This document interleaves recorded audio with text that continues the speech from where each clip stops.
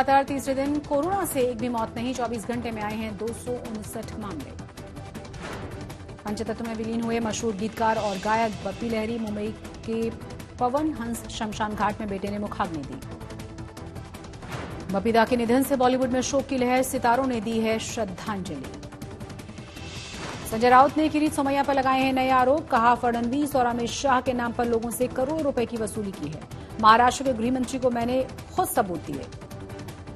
संजय राउत की बेटियों के साथ वाइन ट्रेडिंग फर्म में पार्टनर सुजीत पाटकर का बयान। संजय राउत मेरे परिवार की तरह हैं, उनके साथ कभी नहीं किया किसी तरह का कोई बिजनेस। पाटकर के घर ईडी ने 2 हफ्ते पहले मारे थे छापे। पाटकर ने कहा, मैं संजय राउत का फ्रंटमैन नहीं हूं। किरीट सोमैया के आरोप झूठे हैं। दाऊद के गुर्गे सलीम को आज फिर से ईडी ने तलब किया। छोटा शकील से मिलने गया था पाकिस्तान। ठाणे में पुलिस अधिकारी के बेटे पर धारदार हथियार से हमला। 1 आरोपी गिरफ्तार, 3 फरार। वाशिम में 2 गुटों में जमकर पत्थरबाजी हुई। शादी की बारात में नाच रहे लोगों को धक्का लगने के बाद बढ़ गया था विवाद। पुणे के इंद्रापुर तालुका में हवेली झील से पानी लेने का लाइसेंस कैंसिल करने पर किसान नाराज हुए। बीजेपी नेता हर्षवर्धन पाटिल के नेतृत्व में सैकड़ों किसानों ने सड़क पर घंटों तक जाम लगाया।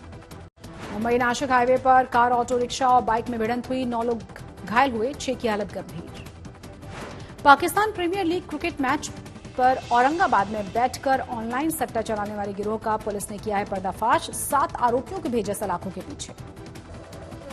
भिवंडी में गोदाम में लगी भीषण आग। 7 को रात को हुआ था यह हादसा। अकोला के अकोट जंगल का वायरल हुआ है वीडियो। वन अधिकारी के बनाए वीडियो में दिख रहे हैं बाघ, भालू और जंगली भेड़िए। 104 पॉइंट्स की गिरावट के साथ 57,892 पर बंद हुआ सेंसेक्स। 17 अंक की लुढ़क कर 17,304 पर निफ्टी बंद। देश में जनवरी के आखिर तक 14,34,000 सक्रिय कंपनियां मौजूद। कंपनी मामलों के मंत्रालय ने इसकी जानकारी दी। आरबीआई ने ब्याज दरों के निचले स्तर पर पहुंचने के संकेत दिए। कहा, बैंकों ने भी कटौती का पूरा फायदा ग्राहकों को पहुंचाया है। आरबीआई ने बैंकों के डूबे कर्ज खरीदने वाले बेड बैंक की तरफदारी की है। कहा, बैंकिंग सिस्टम पर एनपीएस का दबाव घटेगा। फरहान अख्तर और शिबानी दांडेकर की रस्में शुरू हुई हैं। हल्दी के लिए पहुंचे अमृता अरोड़ा समेत कई सेलिब्रिटीज। फरहान अख्तर के खंडाला स्थित बंगले पर होंगी दोनों ही की शादी। गेस्ट के लिए बुक किए गए हैं आसपास के बंगले।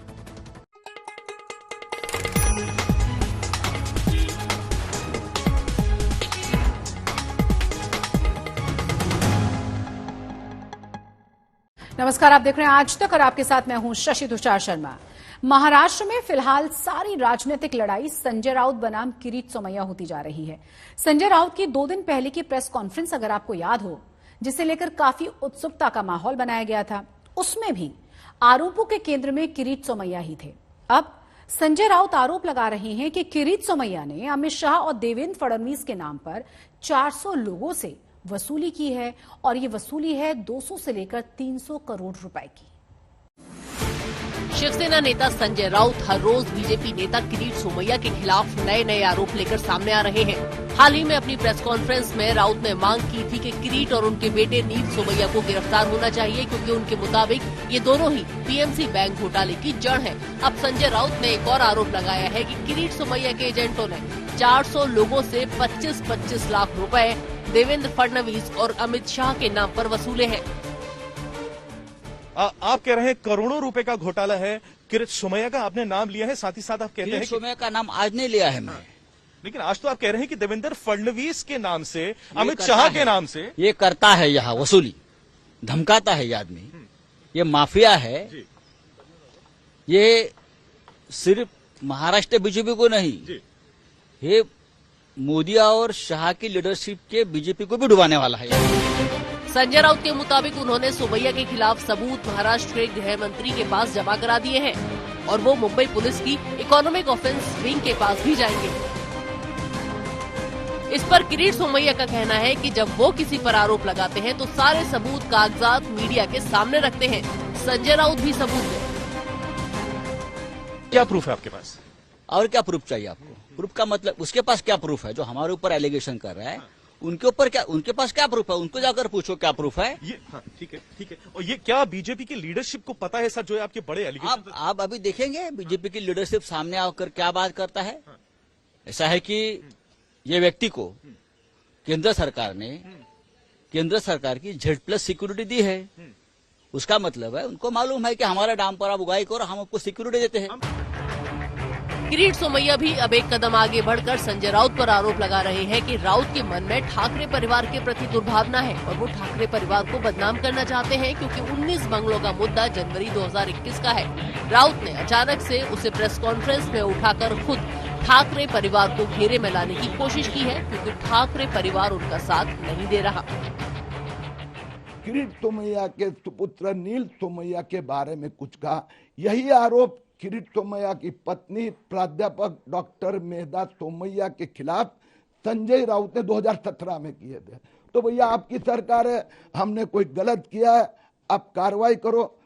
अभी तक 10 और 13 ऐसी जांच केसेस ठाकरे सरकार ने किरीट सोमैया के खिलाफ ऑलरेडी रजिस्टर्ड किए। हमने, मेरे बेटे नील सोमैया ने एक दमड़ी का कुछ भी गलत काम किया नहीं। कोई राकेश वाधवान, कोई PMC बैंक, एक पैसे का संबंध नहीं, कोई हमारे पार्टनर नहीं। संजय राउत साहब विषय को डाइवर्ट करना चाहते हैं। वैसे किरीट सोमैया और शिवसेना के बीच दुश्मनी का लंबा इतिहास है। शिवसेना के विरोध के चलते 2019 के लोकसभा चुनाव में बीजेपी ने किरीट सोमैया का मुंबई नॉर्थ ईस्ट सीट से टिकट काट दिया था, जबकि वो उस समय सिटिंग सांसद थे और बीजेपी ने किसी सिटिंग सांसद का टिकट नहीं काटा था। उस समय बीजेपी शिवसेना के साथ गठबंधन में लड़ रही थी। शिवसेना नेताओं ने धमकी दे दी थी कि अगर बीजेपी ने किरीट सोमैया को टिकट दिया तो वो अपना उम्मीदवार उनके सामने खड़ा कर देंगे। इसके बाद बीजेपी ने उस समय के पार्षद मनोज कोटक को टिकट दिया था, जो जीतकर लोकसभा पहुंचे। साल 2017 के BMC चुनाव में सोमैया ने बांद्रा का माफिया लाइन का इस्तेमाल किया था। माना गया था कि ये शब्द सोमैया ने उद्धव ठाकरे के लिए प्रयोग किए हैं, जो बांद्रा स्थित अपने घर बाबूश्री में रहते हैं। सोमैया को ठाकरे परिवार पर हमले करने के लिए जाना जाता है। मुंबई से पंकज उपाध्याय के साथ आज तक ब्यूरो। संगीतकार और गायक बप्पी लहरी आज पंच तत्व में विलीन हो गए। बेटे बाप्पा लहरी ने उन्हें मुखाग्नि दी।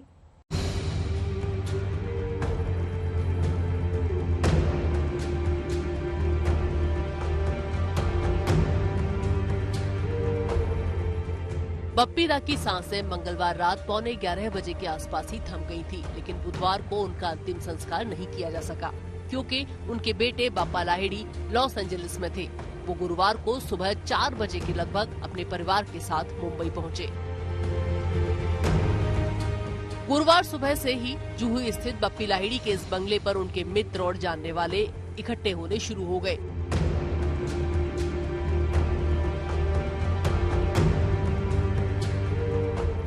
जुहू से सांता क्रूज स्थित पवन हंस शमशान भूमि तक बप्पी लाहिड़ी की अंतिम यात्रा के लिए ये गाड़ी तैयार की गई। बप्पी लाहिड़ी का पार्थिव शरीर उनके जुहू स्थित घर से करीब 10 बजे के करीब निकला। बप्पी लाहिड़ी के घर से पवन हंस का रास्ता 10 मिनट का है, पर रास्ते में फैंस की वजह से यहाँ तक पहुँचने में 1 घंटा लग गया। परसों रात ये खबर आई कि बप्पी लहरी की तबीयत बहुत ज़्यादा ख़राब थी और हम सबको छोड़ के वो चले गए। उसके बाद उनको कल हॉस्पिटल से जो है वो अपने घर लाया गया था, उनके पार्थिव शरीर को घर लाया गया था, क्योंकि उनके बेटे बाप्पा लहरी लॉस एंजलिस में थे, अमेरिका में थे। इसकी वजह से उनका इंतज़ार किया जा रहा था और बस आज सुबह जो है 10 बजे के आसपास उनकी अंतिम यात्रा उनके जुहू के घर से लहरी हाउस से निकाली गई और पवन हंस पहुँची। आखिरी क्रिया जो है वो अब की जा रही है और उसके बाद बप्पी लहरी पंच तत्वों में विलीन हो जाएंगे। बप्पी लहरी ने एक नया दिशा दिखाई इंडियन म्यूजिक। बॉलीवुड क्या, वो तो हॉलीवुड में म्यूजिक दे रहे हैं। हॉलीवुड में उनकी कितनी डिमांड, दोनों की, लता जी की और उनके दोनों चले गए। बप्पी लाहिड़ी पिछले साल कोरोना होने के बाद ठीक से उबर नहीं पाए। अस्पताल में उनका आना जाना लगा ही रहा। बप्पी लाहिड़ी संगीत की दुनिया का वो नाम है जिनके गानों पर हर पीढ़ी थिरकी देश को डिस्को से उन्होंने ही परिचित करवाया और डिस्को किंग कहलाए। मुंबई से पारस दामा के साथ आज तक ब्यूरो। आलिया भट्ट की फिल्म गंगूबाई कठियावाड़ी 25 फरवरी को रिलीज हो रही है।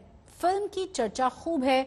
इस फिल्म में अपने रोल के लिए आलिया ने कैसे तैयारियां की हैं और कैसे रहा है उनका इसके से जुड़ा हुआ एक्सपीरियंस, ये जानने के लिए आलिया से बात की हमारे संवाददाता अमित त्यागी ने। सुनिए क्या कहा आलिया ने। एक बार फिर से गुड न्यूज लौट रही है, फिल्में लौट रही हैं, सब कलाकार बिजी हो गए हैं and we are fighting the pandemic and theatres are opening. और जो पहली फिल्म आ रही है गंगूबाई काठियावाड़ी और लेकर आ रही है खूबसूरत आलिया भट्ट। तो आलिया, जैसे मैंने कहा कि 2022 की शुरुआत थोड़ी सी हम सबके लिए थोड़ा डिस्टर्बिंग थी, लेकिन finally things are opening up.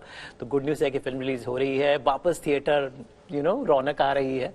How excited are you? आपकी एक नहीं दो फिल्में आ रही हैं starting with Gangubai, so I am sure the जोश will be really high. I am hoping कि जोश ऑडियंस के मूड में हाई हो, थिएटर में वापस आके फिल्म देखने का। और हाँ, कोशिश तो यही है। I know we started on a bit of an uncertain path in the beginning of 2022, but usually क्या वो लोग कहते हैं ना, the calm before the storm. I think इस केस में ये storm before the calm था। कभी-कभी शुरुआत अच्छी होती है और फिर suddenly in the middle it starts getting a little unpredictable. पर अभी ये शुरुआत ही थोड़ी सी uncertain हुई and hopefully now it will be smooth sailing. क्योंकि अभी सारे restrictions खुल रहे हैं, theaters are coming back to life, producers are getting the confidence to release the film in the theater again. और मेरा ये मानना है कि अगर आप ऑडियंस को एक अच्छी पिक्चर दो और एक अच्छे प्रोडक्ट दो तो वो हमेशा थिएटर में आके देखेंगे। आपको बस उनको इनकरेज करना है and give them a reason to step out of their homes, but वो हमेशा से रहा है। ये बताएं कि गंगूबाई काठियावाड़ी फिल्म whenever हमने जब ट्रेलर देखा तो it was smashing and you were like killing in every scene. And क्योंकि ये कैरेक्टर ऑटोबायोग्राफिकल है, आई एम श्योर इसको करते हुए आपने काफी रिसर्च की होगी, जो मैनरिज्म्स हैं, जो बॉडी लैंग्वेज है, with the director like Sanjay Leela Bhansali, I am sure it must have been quite a task, because वो जानते हैं कि क्वालिटी देते हैं तो उतनी मेहनत भी करवाते हैं एक्टर्स से। तो सच में मेहनत की क्या? बिल्कुल नहीं, आई थिंक मेहनत तो it's a very small word. मुझे एक नया शब्द इन्वेंट करना पड़ेगा for the work that we put into making the film. Also क्योंकि ये कोविड के बीच में हमने शूट किया। वी स्टार्टेड इन 2019, पर फिर 2020 में कोविड हिट, तो फिर we had to be set was standing. 6 महीने के लिए हम लोग सब घर पे बैठे थे सब, और हमारी सेट अभी भी खड़ी हुई थी फिल्म सिटी में। और बहुत कुछ प्रोडक्शन को करना पड़ा टू प्रोटेक्ट द सेट, ताकि वो रेन आउट ना हो जाए। वापस जाके फिर से शूट करके फिर से 1-2 महीने का लॉकडाउन, मुझे कोविड हो गया, सर को कोविड हो गया। So we have been through a lot of troubles making the film. पर एक चीज, one thing kept us going, और वो थी फिल्म के लिए एक प्यार और पैशन। और हर टाइम जब हम वापस आते थे तो हम actually we used to do our best work. हम हमेशा वापस आके ये कहते थे कि कुछ वापस आके कुछ नया एनर्जी आ गया है, अ न्यू जेस्ट, न्यू एक्साइटमेंट। और पर्पस यही है कि अभी हमें पता है कि ऑडियंस, जैसे मैंने पहले कहा, उनको एक अच्छा प्रोडक्ट देना ही पड़ेगा, तभी वो अपने घर से बाहर निकलेंगे।